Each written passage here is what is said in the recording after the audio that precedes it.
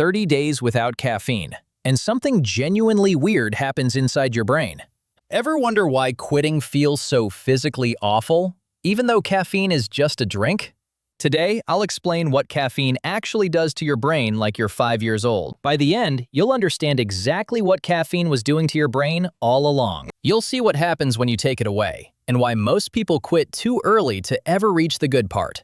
Let's start with day 1. You wake up without your coffee. Maybe it's a challenge, or your doctor mentioned something, or you just want to prove you can. You figure it's just a drink, so how hard can this be? By 10 in the morning, you have a headache that lives specifically behind your eyes. By noon, you're tired in a way that feels almost geological, like the tiredness has layers. By 3 in the afternoon, you are genuinely struggling to form complete sentences. You're irritable in a way that feels disproportionate to anything actually happening around you. You're not sick or weak, but your brain is missing something it built its entire operating system around. Here's what caffeine was actually doing in there, and this changes everything. Think of your brain like a busy office building, where all day long work happens. Meetings, decisions, tasks, and all that activity creates a byproduct, a chemical called adenosine. Think of adenosine as the end-of-day memo. Hey, you've been running for hours. Time to slow down. It builds up gradually, and when enough of it docks into the right receptors, you feel tired. That's your brain's natural off switch, and caffeine goes straight for it. Caffeine doesn't give you energy. That's the first thing everyone gets wrong. It's basically a world-class impostor, shaped almost exactly like adenosine, close enough to slide into the same parking spots. But when caffeine parks there, nothing happens. No slowdown signal, no tiredness. The memo never gets delivered, so you keep going. The adenosine is still building up in the background, waiting. But you can't feel it because the parking spots are blocked. Here's where it gets interesting. Your brain is not stupid. It notices that its slowdown signals keep getting blocked. So it does what any reasonable system would do. It builds more parking spots, more adenosine receptors. Now caffeine has to fill all the new ones too. And your baseline, the resting state of your brain before any caffeine, starts to feel genuinely terrible. Because adenosine has even more places to land when the caffeine wears off.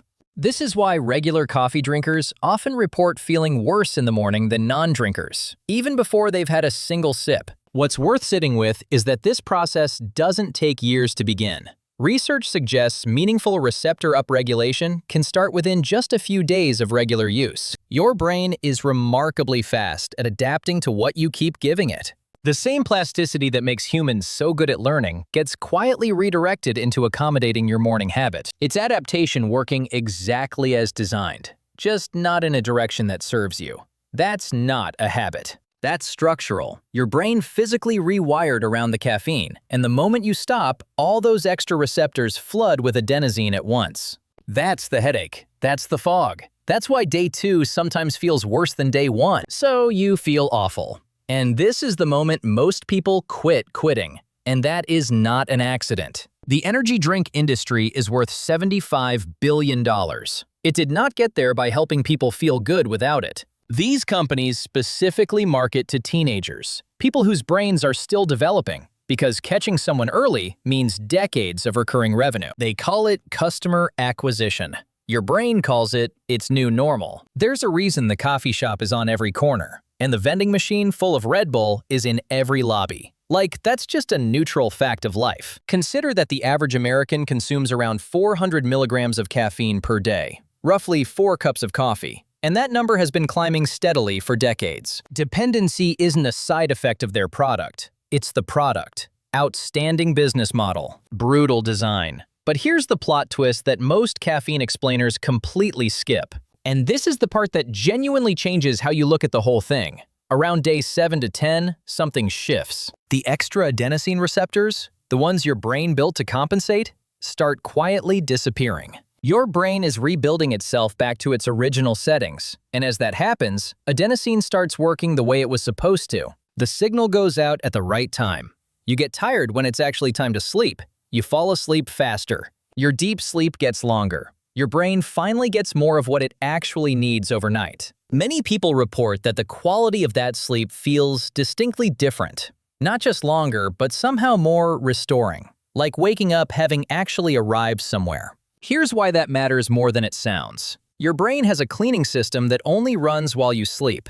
Think of it like a drainage crew that shows up after hours, moves through every corridor, and flushes out the waste that built up during the day, including adenosine itself. Scientists call this the glymphatic system, and it's most active during the deepest stages of sleep. Caffeine, by pushing your sleep later and keeping you in lighter stages, was shortening their shift every single night. Not enough to feel catastrophic, just enough that every morning left a little residue behind. A low-grade fog that felt like, I need coffee to function. And so you'd make the coffee, and the crew would get cut short again. And the cycle would continue, quietly, for years. You weren't dependent because you were weak. You were dependent because the system closed the loop on itself perfectly. By week 3, something most people don't expect. The anxiety starts to drop. Caffeine triggers the release of adrenaline, the chemical your body produces when it thinks something dangerous is happening. A little of that feels like alertness, but a steady dose of it every single day for years builds into something else. That low hum, the vague feeling that you're always slightly behind, the heart rate that spikes a little too fast when your phone buzzes, the chest that feels faintly tight by mid-afternoon for no obvious reason. Most people never connect that feeling to the 2 cups of coffee they had before 9 a.m. Why would they? Coffee is just coffee. It's in every office. It's basically a personality now. And because the feeling is constant rather than occasional, it stops registering as a symptom. It just becomes the texture of a normal day. Here's the reframe that hits harder than it should. Caffeine doesn't add energy to your day. After the dependency builds, it mostly removes the deficit it created. You're running to stand still, and the cost of standing still is a nervous system that's been tapped for adrenaline since breakfast. When the caffeine stops, the adrenaline response quiets. Your resting state stops feeling like mild threat level orange. Things that used to feel urgent start feeling manageable. That shift is not subtle. So this is where you are at day 30. The headaches are gone, usually by day 10 at the latest. The fog lifted somewhere around week 2. Your sleep is longer and deeper. Your anxiety has a lower ceiling.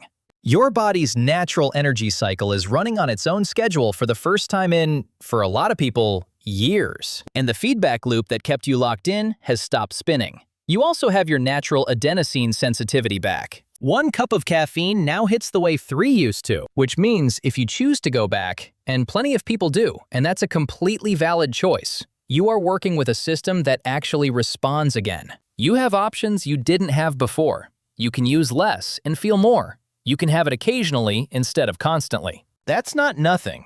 Here's the thing nobody says out loud. Most people who do this don't go fully caffeine-free forever. What they get instead is information. They find out what their brain actually feels like without it. And once you know that, you can't unknow it. You know what's you and what's the caffeine talking. That difference is what most people are chasing when they say they want more energy. They just never realized they were the ones generating it all along. The biology isn't complicated once you see it. Your brain built extra receptors to cope with a daily chemical. You removed the chemical. The brain dismantled the receptors. The sleep got better. The anxiety dropped. The fog cleared. Not because you were disciplined. Not because you had the right morning routine or the right supplements. Because that's just what brains do when you stop blocking the signal. You weren't broken. The system was just closed. And you finally opened a door. So here's what I want to know. Have you ever tried going caffeine-free? And what actually happened on the other side? Drop it in the comments, especially if the experience surprised you. The answers are never what people expect.